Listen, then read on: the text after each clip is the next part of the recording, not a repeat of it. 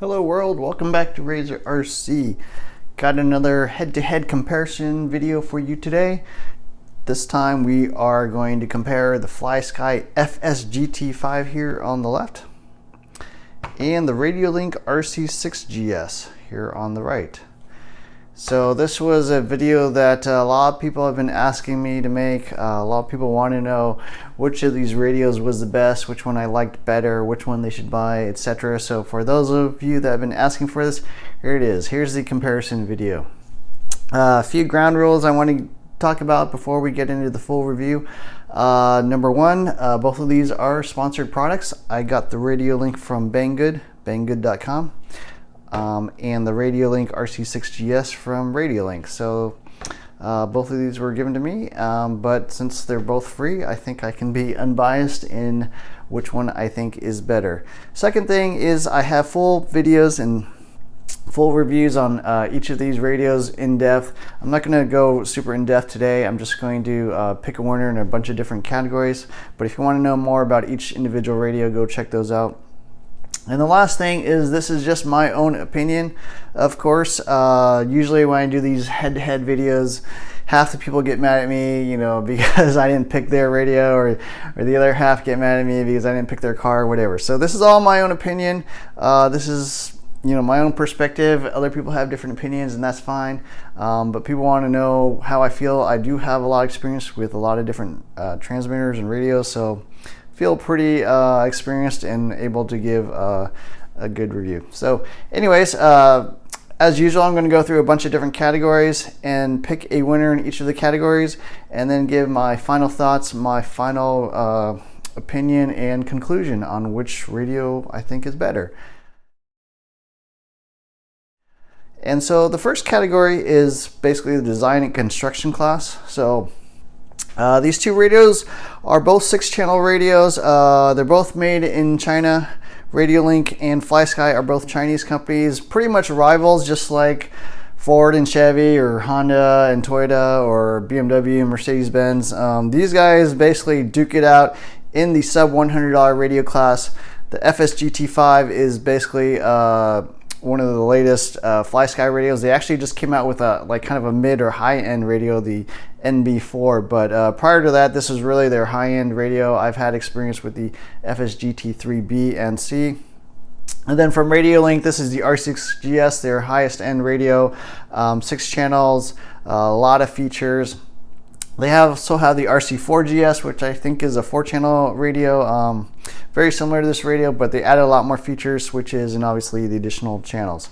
So both of these radios, they're similarly priced, both around $75 to $85, kind of depending on price fluctuations and where you pick it up from. But obviously these are basically head-to-head competitors in the radio class. So the first category is design and construction. As I mentioned, I think the Flysky actually is the better radio in this area. So the FS-GT3B and C, in my opinion, were pretty poorly constructed, just really low-end radios, cheap plastics, not very reliable, kind of buggy software, etc. And with the FS-GT5, Flysky basically you know, moved ahead a whole nother level. I mean, the plastics are really nice, the rubberized grip is really nice, even all the screw holes have little rubber covers so you don't even see them. Integrated antenna, well, I guess it flips up and down, but you could just leave it down like that. Just a high-end feeling radio, much closer to the entry-level radios from Spectrum, Sanwa, and Futaba. The Radiolink, on the other hand, uses pretty much the same style and, you know, mold, I guess, as the RC4GS. Pretty much same style. Still has the external antenna, lighter plastics, nice, you know, sort of pewter color, amber color, dark gray color, but overall does not feel quite as high quality as the Flysky. So in my opinion, Flysky has a little bit better design and construction. Nice big display. You know, just overall a really high quality feeling radio. So that's my pick in that category.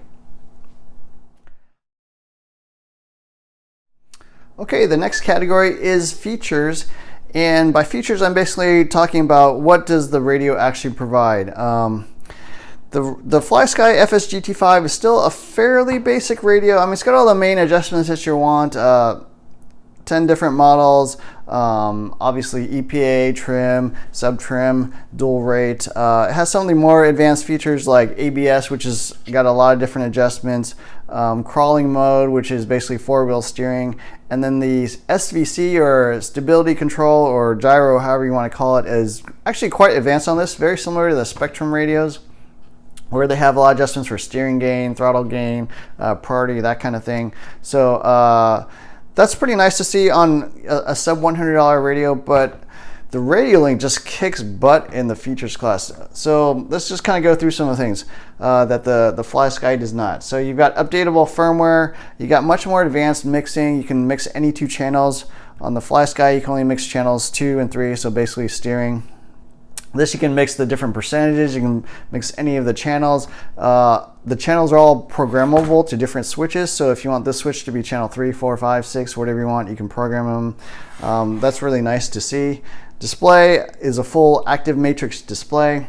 Has other adjustments that I didn't particularly use, like throttle speed, steering speed, but things like the throttle expo, for example, has 4 different selectable options. I mean, you can have just a standard percentage curve, you can have variable rate, you can have 5-step throttle, you can have all kinds of curves. It's just kind of insane how much adjustments you can make with the Radiolink.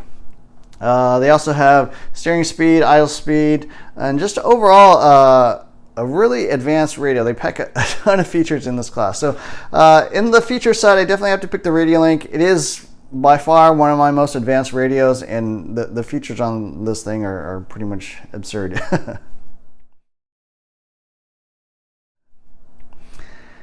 The next category is controls, and the Flysky controls are actually quite good. I've always been impressed with the ergonomics on the Flysky. So the handle is a nice vertical position, rubberized grips with 2 different sizes. Throttle is perfect in terms of reach, precision, you know, sort of full throttle, full brake, feels really good.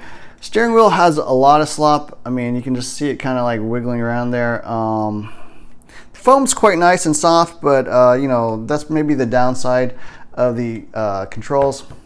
Radiolink is not the easiest control out of the radios I've tried. So the trigger is quite long and quite far away, and generally has kind of a large hole for your finger. I actually had to modify that, just heat that up and bring that in a little bit just so it fit my finger a little better. The steering wheel is actually quite good, quite tight, very precise, good feel. The switches all have very good feels. I like these as well. But the buttons in general, I think on the Flysky are a little bit better, a little bit higher quality. So overall, on the control side, I'm going to pick the Flysky. I think it's just a better feeling, and this kind of goes back to the construction and design. You know, they really try to step up the quality of this radio, and you can feel it, not just in the way it looks, but how it feels in your hands. And I think the controls are just a little bit better on that side. So my pick for controls is the Flysky. Next category is the performance, and by performance I'm basically talking more on the racing side. So how does this radio perform controlling a vehicle on a racetrack? Is it responsive? Are the controls linear? Do I feel like I'm basically driving the car without thinking? And in this category, again, I think the Flysky is a little bit better. The Radiolink is very fast, it's very responsive, but the main things that let it down are basically not only just the controls are, you know, a little bit harder to use, but there's not as much linearity in both the throttle and the steering wheel. So I actually had to play with the expos on the steering and throttle to kind of get it working somewhat better. It's still not perfect because you can't really dial in the steering exactly on different step levels. Whereas the Flysky just has the normal, natural, super linear controls. The trigger and the steering wheel feel exactly how they should. It's not that noticeable if you just drive a radio by itself, but when you run them back to back, especially in the same car, on the same track, the same corners, everything, you can really tell a difference in basically the performance and how the driving experience is. So my pick in the performance category is the Flysky.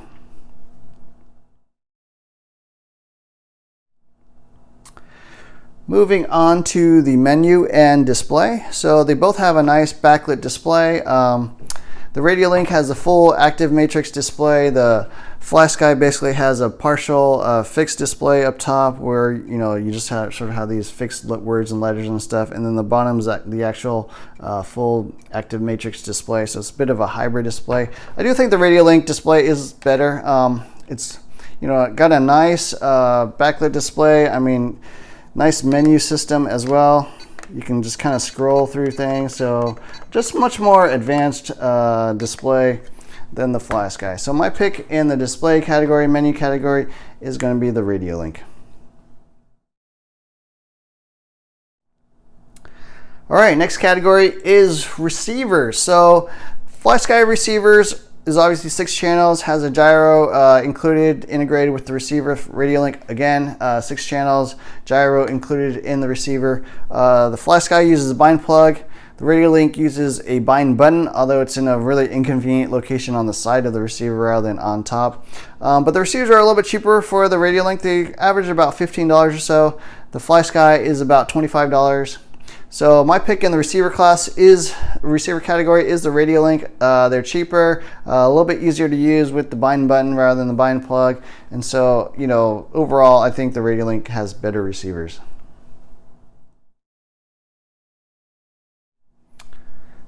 The next category is the battery, and so both of these radios use 4 AA's, although they also include a JST plug on both of them so that you could actually plug in a LiPo or Life battery. I'm running 4 AA's here on the the Flysky, and then on the Radiolink I've actually taken out the battery tray and I'm running basically a Life battery.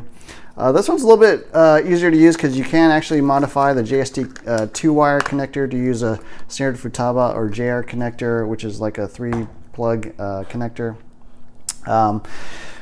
The other thing on the battery front is that the Radiolink actually has a low battery voltage alarm, so you can program that. You can set that for different values depending on whether you're running nickel metal hydride or Life or LiPo or whatever.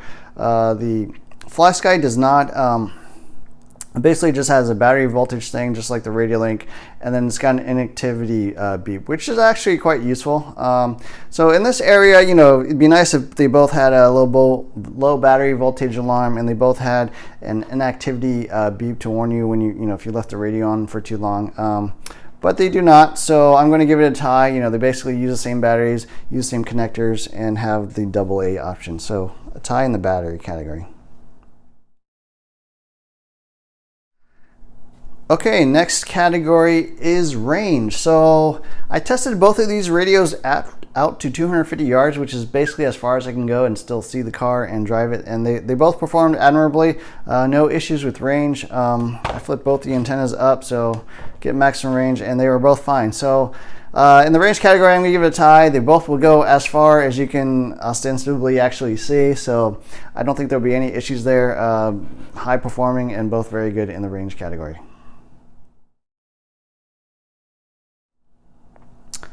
Okay, in terms of the manual, they both basically come with like a little quick start guide. The Flysky has like almost no information, and the Radiolink has just a tiny bit of information. So the manuals that are included with the radios are not very good. They're both English and Chinese on different sides of the paper. The Flysky, when I went to their website, they did not have this radio on the website, and obviously they did not have the manual either for this radio. So there's really no explanation on all the features and how to use this radio. On the plus side, Redcat also resells the Flysky as a Redcat FS-GT5, so the Redcat manual actually is pretty good and very informative, and actually the English is actually pretty easy to read as well. The Radiolink, when I went to their website, they did have a manual, like a full manual for the RC6GS. All these letters and numbers are a little bit hard to remember sometimes, but the RC6GS manual was out there. It was a full manual. I was able to read it, understand it, and use the radio, so that was good. So I have to give the nod to the Radiolink. They actually have a manual on their website that you can download and read. The Flysky does not, although if you're in the know and you've watched this video, you can go look for the Redcat version and read that instead. But because there's no Flysky manual on the Flysky website, I'm going to pick the Radiolink. Okay, the last category is value, and so which of these is a better value? So the Radiolink sells for about $75 here in the United States. The Flysky sells A little bit more in general, $75 to $85, kind of depending on where you pick it up. At banggood.com, I think it's about $80 right now online. So very comparably priced. I do think the Radiolink is a slightly better value. I mean, it's just got way more features. It's just so much more packed into this radio than the Flysky. I mean, the Flysky, where you get the extra value is in the construction, the feel, the controls, kind of the layout and everything. You know, it just feels like a higher quality radio. Whereas the Radiolink, you know, you actually get additional features. So there's that difference there in value. I'm going to pick the Radiolink.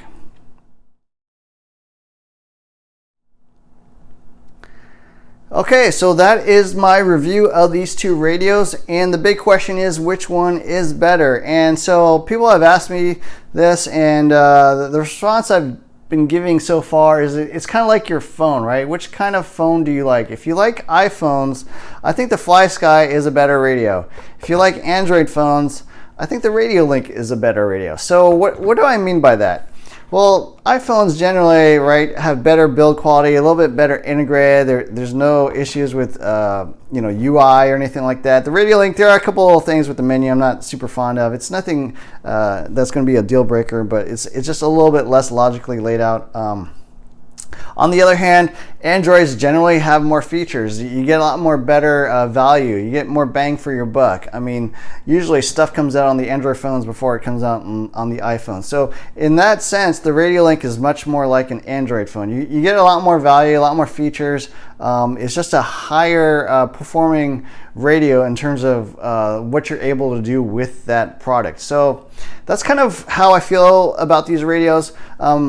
The funny thing is, I think the radios are different, and I also think they're better suited for different purposes. So if you go to the Radiolink website, they actually advertise this as a crawler radio, and that's actually what I'm running this in. On my TRX4, I do prefer this radio over the Flysky because, first of all, a lot more switches and stuff that are better suited to a crawler. So I'm basically have these targeted to my front and rear locking disc, and I use the button basically for the high speed, low speed transmission. It's a lot better than trying to use like dials and stuff here on the Flysky.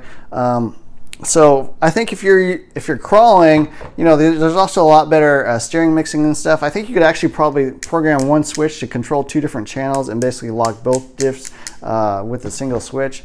That's stuff you can't do with the Flysky.